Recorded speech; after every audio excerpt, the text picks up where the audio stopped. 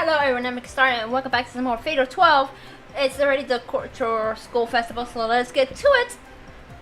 なんとも形容しがたい中途半端さだったね。僕たちのクラスの企画は占いの館という安直な名前なのはともかくとして、部屋を暗くして水晶を置いておけば雰囲気が出ると思っているようだね。予算がないから衣装が黒い布をまとうだけというのは仕方がないけれど、僕たちの仕事がお客さんの占い結果を印刷して渡すだけというのは面白みに欠けるよ。みはる、今日毒がすごいね。まあまあ、うちはそれなりに楽しめたよ。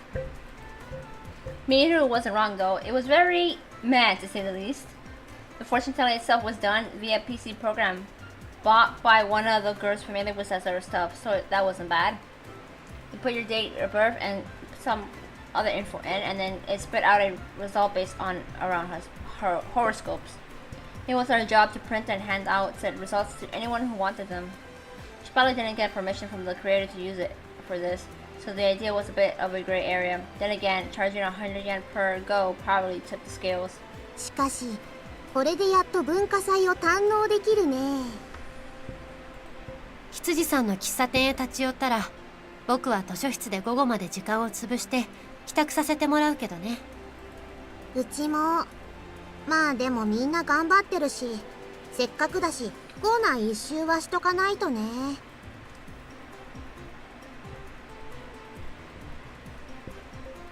はあ、疲れたね。Then she ended up walking around the whole school. Mal doesn't have it in her to skip stuff she has no interest in if she sees that people put effort into it. Not sure if I should praise her for that or not. We're used to her dragging us around like this since last year, so neither me nor Mihiru are bothered. Not that we admit it to her, of course. Well, we do skip out on the stuff going on at the auditorium and courtyard, so you could argue it is more a case of self-gratification. There is still plenty of see and learn from going around and checking out different stuff at least. Speaking of, there's one major thing I noticed while we're doing so. 校内カップ持ってる人が多いよね。Oh yeah, because of the coffee. プラスチックのキャップのついた紙コップだね。繁盛してるってことですな。校内で持ち運べるようにしたのは正解かもだね。ナオミ、頑張ってるかな。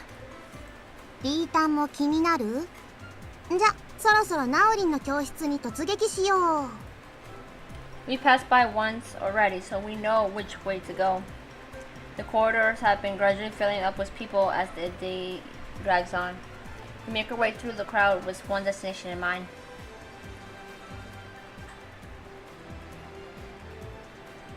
おー、飾り付けしてある。The first year classroom are on the third floor, with the inmates being at the end of the corridor. There seems to be a lot of customers too, possibly thanks to the tickets they're selling at the reception area. One door is being used as an entrance, the other as an exit. A number of people are making their way out, plastic cups in hand. It feels similar to what you see at a big coffee shop chain. Granted, this is largely meant to be used as a more of a rest area. You can see the dripping procedure as well, so I guess that's part of the experience. There's a nice fragrance making its way through the hallway. That's a good sign. It's probably one of the reasons why it's so busy. You normally don't get the chance to enjoy something like this at school. I split the tickets between the three of us before we make our way in. あれ、ナオリンは？見当たらないね。ちょっとうち聞いてみるよ。She approaches one of the girls at the door to ask. Seems like this is where you pay if you don't have a ticket. 200 yen a cup makes sense when you take budget into account. ナオリン、資材が足りないってことで友達と一緒に追加の買い物に行ってるみたい。さっき出たばっかりだからちょっと時間かかるかもって。予想外に人が来てるみたいだよ。羊さん、場を任せられるようにきちんとしていたんだね。どうする？また後で来る？せっかく来たし、いただいてこっか。またちょっとしたら来ればいいし。そうだね。うちも座りたかったし。Mihiru nods in agreement. We hand our tickets over and get some coffee.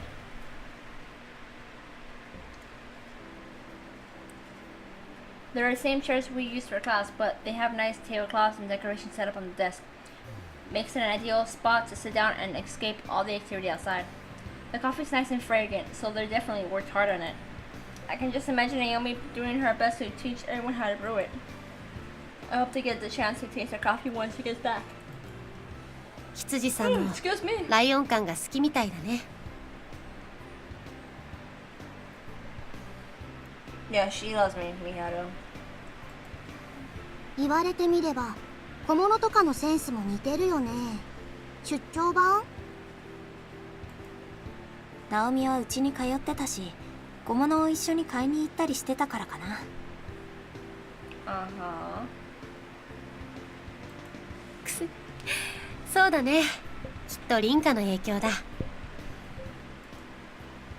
Ma asks for milk and extra sugar. I take a peek into her cup and see the results. Her coffee is almost pure white. She takes a sip before changing the subject. そういやさ、最近1年に転校生来てたりしてたっけ？白い髪の小さい子なんだけど見覚えがなくって。朝来る時にちらーって見かけたんだよね。 It's you. 転校生かい？わからない。私もマオよく見てるね。いや、あの子は一回見れば覚えてるはずだよ。リータンに負けず劣らず尖ってたからね。 I don't know how Rinka and Miharu have not noticed white hair, the other participant. 高一にしてはちょっと幼い感じだけどボーイッシュな顔つきで可愛い感じ。あれはバレンタインにチョコもらいまくりですな。そんなに印象的だったのかい？そうだね。ナオリンのとこに遊び行くときどのクラスの子か聞いてみよっか。まさか。 All the dots connect as she describes this person to us. White hair, young looking, boyish. There's only one person I know who fits that description. でも考えすぎかな。制服を着てたんでしょ？そう。だから1年生の子って分かったんだけど。お、帰ってきたみたいだよ。 The three girls make their way through the entrance holding large plastic bags. Naomi is nowhere to be seen though. I have a bad feeling about this. Mao heads to the back to ask again. なんかナオリン知り合いがいるかもって挨拶しに行ったんだって。しかも今話した1年の子みたいなんだけど挨拶って何があったのかな。嘘！ I share my thoughts for all to hear. I'm not overthinking things. I can't figure out why, but I just know. ごめん。どっかで待ってて。リータン？ I make eye contact with Miharu. Looks like we're on the same page. I rush out of the classroom leaving Miharu to deal with Mao. He's here. You's come to my school. I told you. I knew it. I had a fucking feeling. I make my way out of the hallway, which is as lively as ever. There's even more people than before, which leads to an even bigger line to get into the classroom. ナオミは？ I don't see them anywhere. You should stand out regardless of how many people there are, so they must not be on this floor. Immediately after that, something I could never expect unfolds. A thunderous roar bursts down the hallway. The whole building shakes. It's a bit too short, too weak to be an earthquake, though. Unrest starts to spread through the students and visitors, though none of them expected something like this to occur. Worry and confusion take hold. A sharp headache follows soon after. It's similar to the one I experienced when I first met you in person. Wait, that's right. Our meeting in front of the Shige's house wasn't our first. My memory is still fuzzy, but my psychic is sending me warning signals. Either way, all I can do is head towards the source of the noise. I dash through the crowd who have already begun to settle back down. It is until I am onto another floor that an evacuation order gets issued.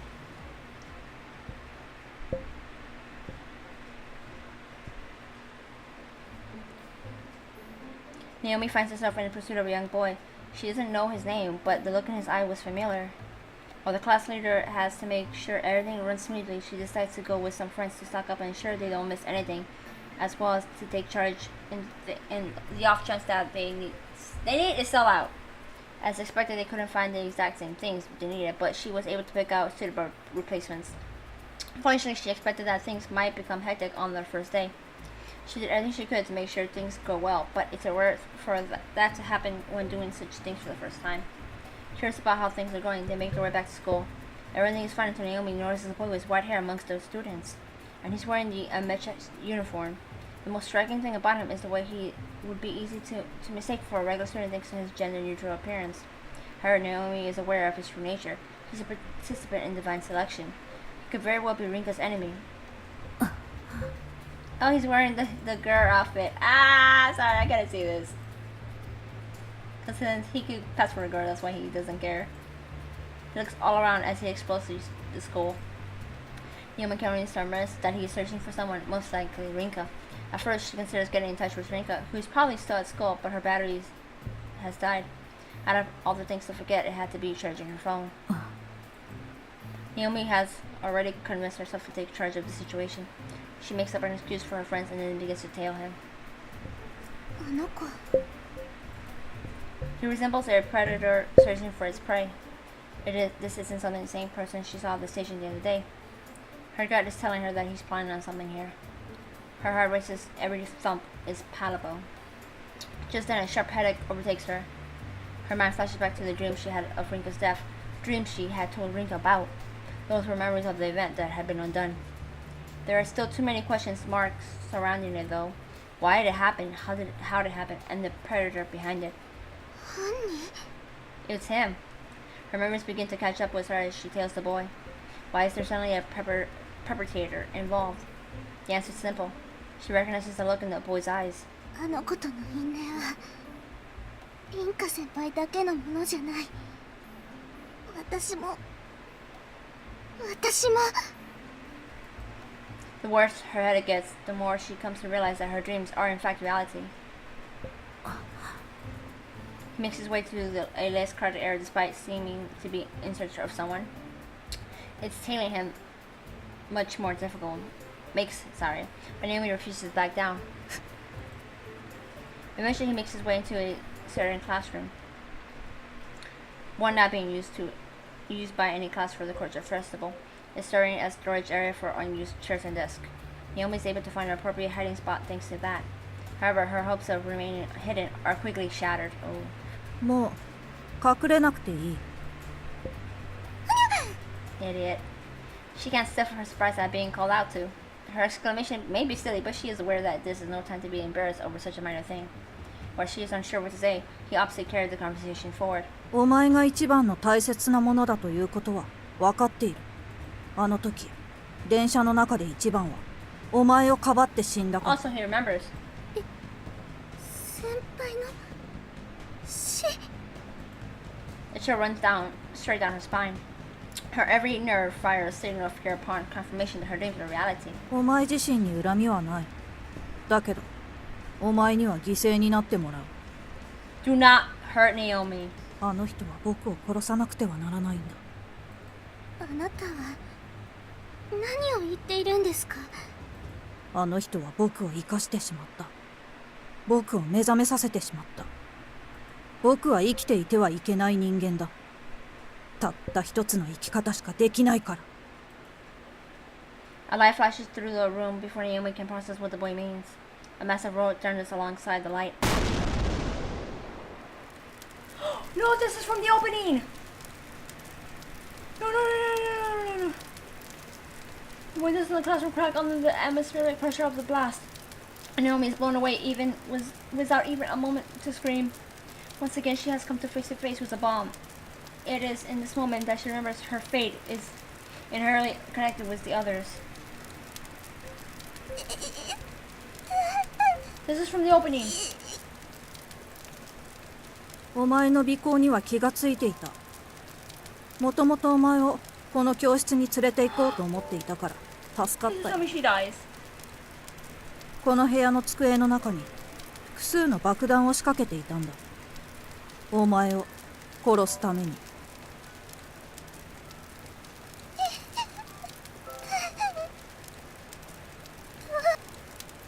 Being in such close contact with the explosion has smeared her entire body with third-degree burns and worse.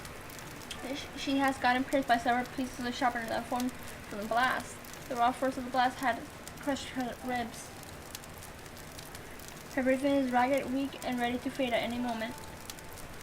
選定の参加者っていうのは皮肉だね。こんな狭いところで爆発させれば僕だってただでは済まないはずにもかかわらず、 Because 傷は頬の切り傷一つ。 he can only die through elimination. 風向きや壁になった机に偶然助けられ守られている。もう喋れないようだね。 Fragments of objects caught in the blast are smoldering in every corner of the room. The cracked windows eventually get in and collapse, allowing a large supply of oxygen to flow in. In response, even the tiniest of flames spark up. Naomi can only lay there as the heat washes over her in waves. All this while, her senses slowly, steadily fade. これだけ派手にやればあっちの方も問題なさそうだね。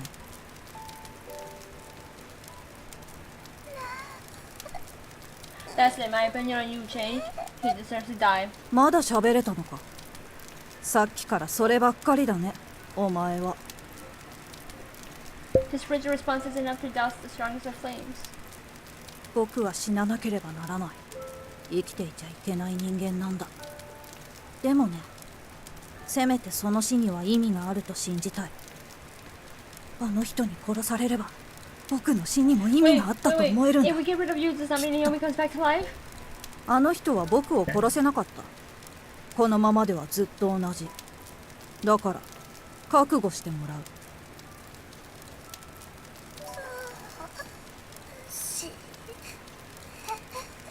しつこいな。もう間もなく死ぬだろうけれど、余計なことを話されると厄介かもしれない。人思いに殺してあげるよ。 The boy approaches and claps his hands around Naomi's thin neck. Not an ounce of hesitation or worry is in his voice, and yet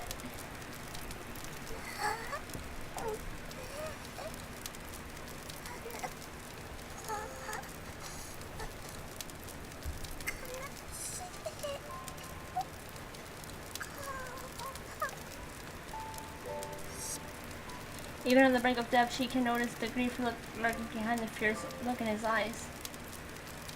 黙れ。 He crushes her throat before breaking her neck. Sounds of her bones breaking get muted by the wood crackling in the flames. ん？ He notices footsteps outside the classroom. His eyes focus on the door. Naomi! ちょうどいいところに来たね。 Even Rinka's cries are overwhelmed by the roaring fire.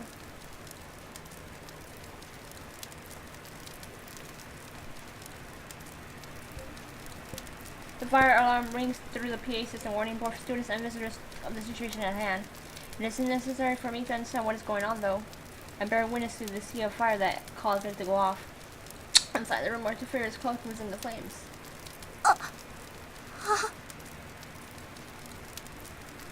I can't process the situation immediately. No! The smoke bellowing from the room burns my throat as I struggle to speak. No!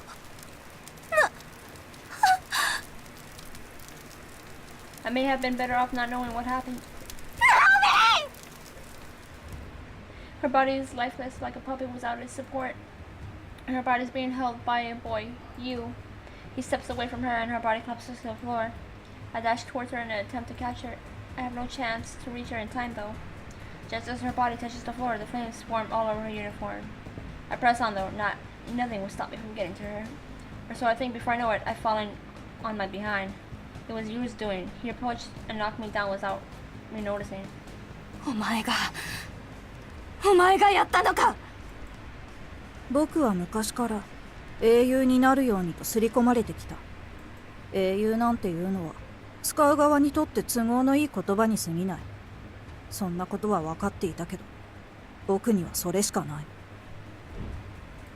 両親を知らず、友人を知らず、仲間も知らなかった。かつての僕にあったのはただすべきことだけ。継続的に与えられる命令をこなしていれば僕は生きることができた。無価値な毎日だ。わけわかんないこと言うなよ。ナオミはナオミに何をした？お前を殺した時も僕にとっては命令の一つだった。無価値な毎日の延長で僕は死ぬ。僕には僕自身にとって無価値な英雄という言葉が送られるはずだった。僕は変わってしまったんだ。救急。ナオミ、助けなきゃ。ナオミ。価値ある人生というものを知ってしまった。でも記憶を取り戻した僕はそんなものは望めない。ならせめて僕はお前に価値ある死を送られたい。そう死ねるのは人間だけだ。僕は人間だ。人形なんかじゃないんだ。僕を殺して運命に決着をつけてみせろ。ふざけんな。 Nothing he said registers. Naomi's the only thing I'm concerned with. Not even the flames can distract me from that. Beating back the heat, I rise to my feet. I reach my hand through the smoke out towards her. 好きにすればいい。僕たちはこれで死ぬことはない。最後にこれだけ言っておくよ。ナオミを。僕だって簡単に殺されるつもりはないよ。ナオミを返せ。 You is no longer in my line of sight. I don't care about that though. There's only one thing on my mind. One thing I understand the moment I make contact with her lifeless body. It is too late to save her.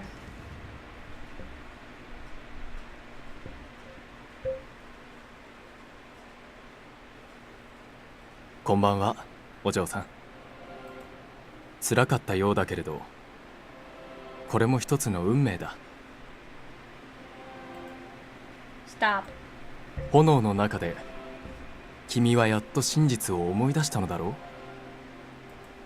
う。もう見ないふりはできないね。 I don't want to know. 今夜は多く喋るのは無粋なようだね。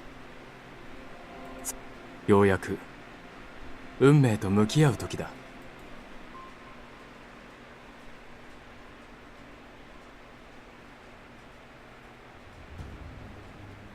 I noticed the bomb inside the bag. This is the flashback now. The specifics are beyond me, but it comprised a tube and a bag. The events come back to me in slow motion. Sparks fly from it, causing the liquid inside the bag to spark. An explosion followed, swallowing the train in flames. I remember exactly who was responsible. 僕は英雄になるんだ。 This was before I had my card book, so I shouldn't have understood what he was saying. But I understand now, though I'm not sure why. The explosion sent him flying first. The salaryman beside him followed almost instantly. The train was full due to everyone making their way home from work, so this was likely the ideal time to cause the most damage. The smell of burnt fat ran through the train. Naomi! My first instinct was to shield Naomi. I felt a tremendous impact on my back, which sent both me and Naomi flying. The train had stopped by this point, but panic had spread among those who had not been taken out by the blast. Meanwhile, my body had been devastated. I couldn't tell what state I was in. All I knew was that I wouldn't make it. As such, the only thing on my mind was Naomi. If I wasn't going to make it, then I'll do all I could to make sure Naomi did. She had hit her head after the blast, however, rendering her unconscious. I couldn't say for sure whether or not this was a mere coincidence. The boy responsible for all this landed right in front of me after the blast. The flames continued to consume both of our bodies. やった僕は英雄にふざけるな。 I'm not sure if we actually exchanged words then. It may just be something I made up as a coping mechanism. お前は英雄なんかにはなれない。人間ですらない。ただの人形だ。 The boy used his remaining strength to extend his hand to my throat, and he crushed it. At that moment, the flames lit up again, blowing him out of the train. 先輩先輩 Naomi's scream called out to me while I was on the brink of death. As the fierce flames in the train grew fiercer, their fire in my soul flickered and faded.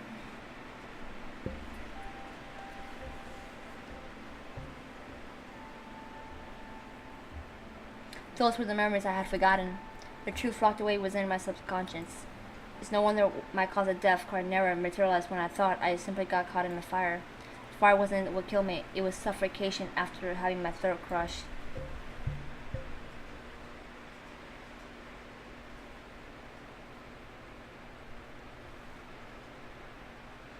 Do I have his card?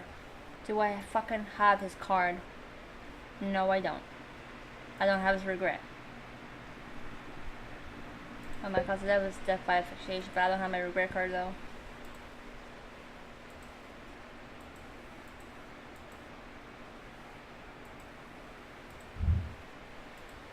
Looking out the window, I noticed how dark it is. Despite this time, small droplets of rain pour endlessly from the sky. It's the beginning of the rainy season. Leaf, who dislikes the rain, is curled up in a corner of the room.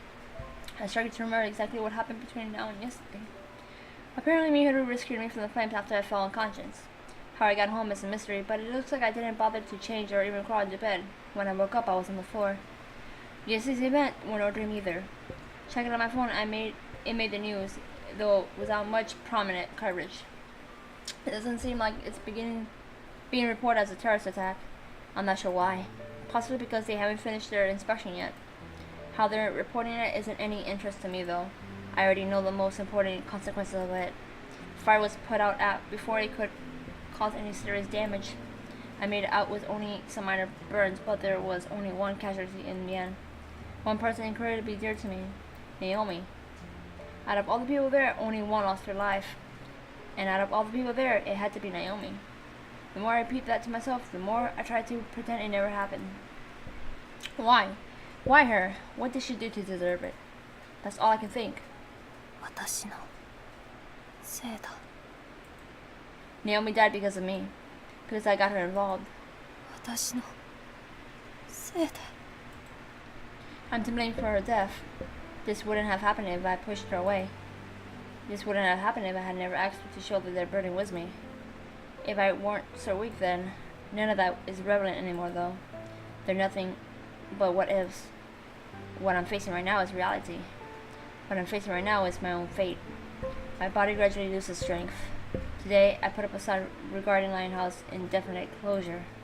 Our first since the day it opened.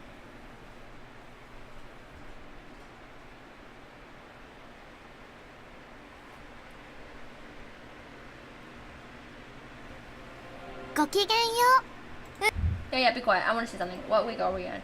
We're on week 6. Okay, so I have one more week and then I cannot show anymore, so. Just hearing Parker's voice annoys me. Having been forcibly brought to the court of fate, all I care to do is stare at my own feet. My mind is elsewhere. 異様だな。お前のしかめっ面がか？なんだってめえその反応！あら、威勢がよろしいですわね。もしかして今宵はあなた様が。虚勢だろう。おいおい、いい加減あんたたちだけ There の you 空 go. 気にする That's のは him. よしてく The れ。guy. I think his name is Bill only because in the first part where the girl saying Bill save me please, I think she was referring to him. そろそろ俺も混ぜてくれよ。ん？ちなみに俺も12番のお兄さんに1票だ。職業柄人の嘘には敏感でね。探偵か何かか。Oh, he's a detective. I thought he was a photographer. さあね、それは内緒さ。俺が不倫になっちゃうのはお断り。この I don't know 連 why 中の会話ってのは I pressed the 知 scroll 性 by が足りな mistake. くていけね言うね、マダム。え。メルシー僕とでも答えておこうかい。ま、そこはセンキューの方がいいかな。お好きな方でどうぞ。かか食えねえやつだが歯ごたえは良さそうだ。 Shut up. Just shut up already. I don't give a crap about any of this. 君は Not even Miharu's voice can make me care. Nothing she says reaches me. 賑やかなのは結構ですけれども、終わりがなさそうですわね。 I こ believe. の辺りで始めますわ Alright, よ。 shut up, Parker. 皆様。 Shut up, Parker. Honestly, I'm talking here. I believe Alan has Federico's cards. それでは今宵も女神の選定を始めますわ。周り Blah の blah さ blah blah. Yeah, yeah. Be quiet, Parker. Nobody cares about you. I ignore it completely. おや The clock finishes its revolution. 6度目の選定にしてついに脱落者ゼロですわね。 Oh, never mind. 皆様が検討なさっている証拠なのでしょうか。かもしれないね。それでは今宵の脱落者はなし。これを Yeah, be quiet, Parker. Device selection continues regardless of my emotional state. I'm dragged back to reality from the dream world, in spite of my desire to never wake up.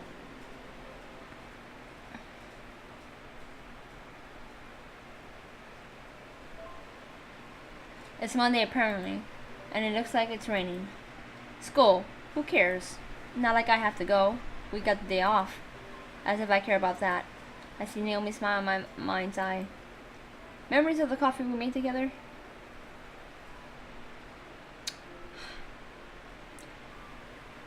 Together here, come back to me. As does the sweet taste of the cookies she would bring. I ruined all of that. Smothering myself with my blanket is my way of escaping reality. I hear someone ringing the door buzzer, but I ignore it. It's Miyaru. Same goes for my phone. And any movement at all requires more effort than I want to give. I don't care about anything anymore. Divine selection might as well be over for me. I'll just wait for someone to eliminate me, whether it'll be this week or next. Miyaru won't do it even if I ask her though. But maybe Alan would. ピータ Oh God's mouth. A familiar voice rises above the sound of pouring rain. They must be shouting pretty loud for me to hear them up here. But I don't care. I close my heart off once more. ーンちゃんとお別れしなきゃダメだよ。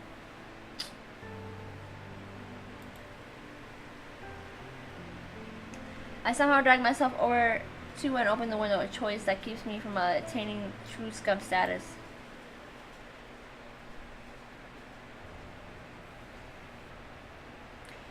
Okay, well I have to leave it off here. I gotta go cry, so I'll see you guys in the next part.